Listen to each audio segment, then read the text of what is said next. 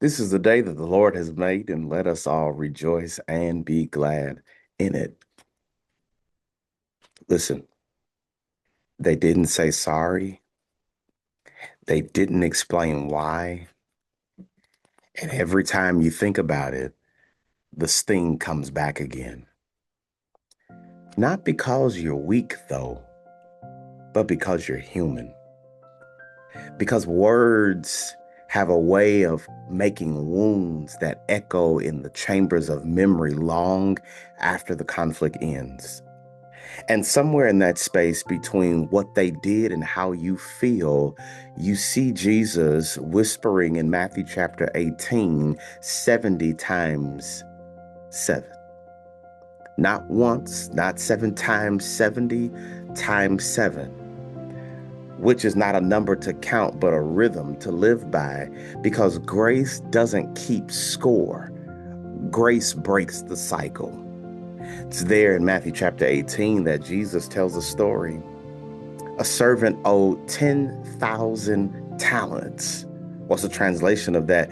In essence, it's a debt so big that it would take him 200,000 years to repay it. It's Jesus's way of telling you and me that this is us before God. And what did the king do? He didn't put him on a payment plan. He didn't give him more time. He just canceled the whole thing. But that same servant, freed, forgiven, and released, he leaves the palace and then goes and grabs his fellow servant by the throat over just what they say is 3 to 4 months worth of wages.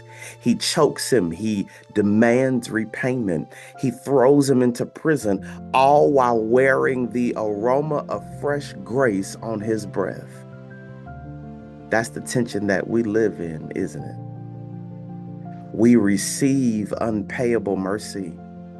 But the moment that somebody wrongs us, we forget. We move from forgiven to furious. We move from free to cold. We imprison people with our silence, our passive aggressive texts, our weaponized distance, and then we wonder why peace never shows up. Because here's the danger.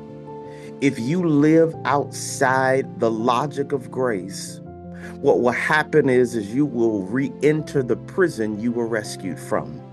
That's what Jesus is trying to show us. Because unforgiveness is its own kind of captivity. It locks up your joy. It starves your prayers. It weighs down your worship. And worst of all, it distorts the very grace that saved you. So you may be asking yourself, Jeremy, what's the way forward?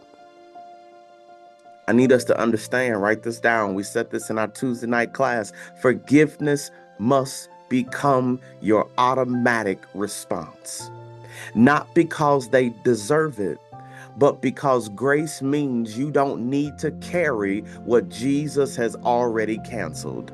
Grace says, I won't let bitterness be my inheritance.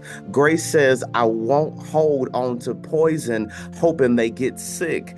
Grace says, I won't keep rehearsing the wound. I'm going to release it, not because it's fair, but because it's freeing.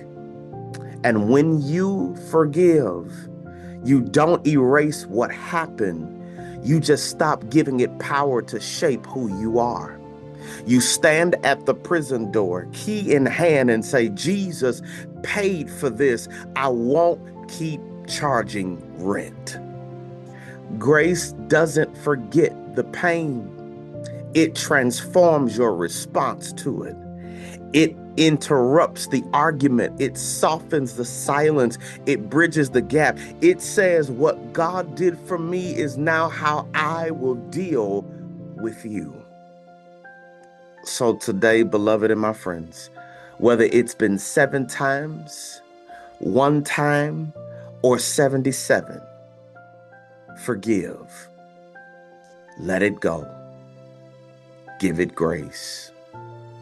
Break the cycle and walk free. Until we're in this space again together, God bless you all. and may he bless you very, very well.